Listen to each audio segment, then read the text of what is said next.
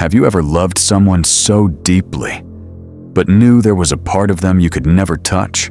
A place in their soul that even your presence couldn't reach? What if I told you that even Carl Jung, the man who helped us understand the human psyche, shadow work, individuation, had a secret, silent war inside his own marriage?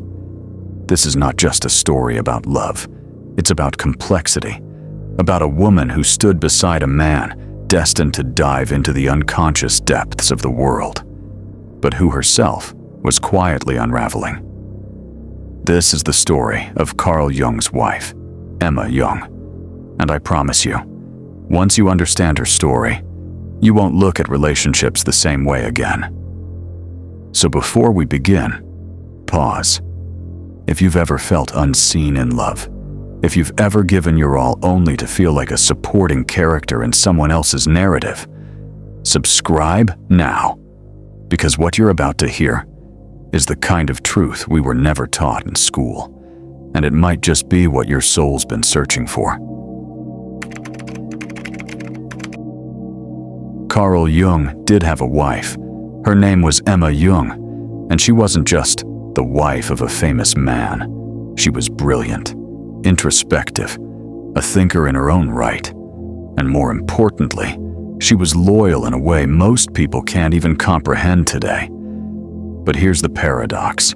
She married a man obsessed with the inner world, with symbols, dreams, archetypes, the collective unconscious. But what happens when the man who helps the world understand itself struggles to fully connect with the one closest to him?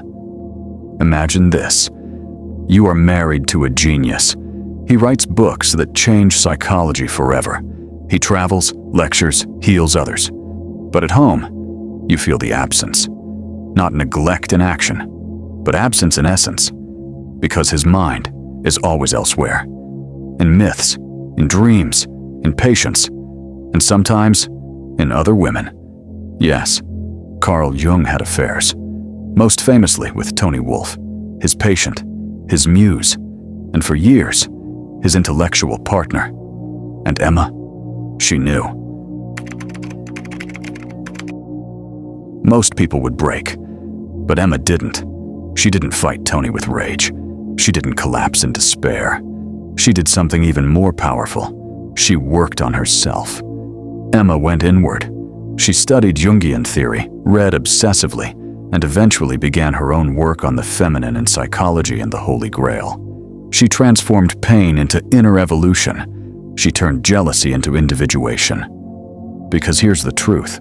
You can't stop someone from walking into their shadow, but you can choose how deeply you know your own. Emma's story teaches us that being strong doesn't always look like confrontation. Sometimes it looks like transcendence. So, what happened to Emma Jung? She stayed, not out of weakness, but because she was evolving too. In the final years of her life, Carl Jung confessed something profound, that Emma had become his anchor, his moral compass, his grounding force. He once said, "She was the foundation of my house." And when Emma passed away in 1955, Jung wrote in his diary, "She left me and took my soul with her." A man who spent his life exploring the soul was finally brought to his knees by the soul who had stood beside him all along. Now think about this.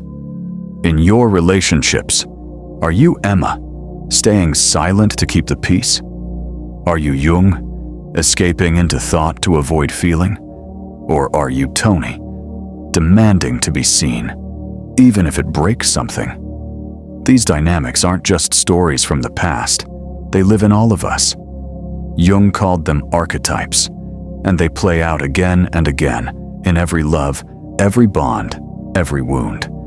But here's your chance to break the cycle, to stop being the mirror, to stop disappearing in someone else's story, and to start becoming whole.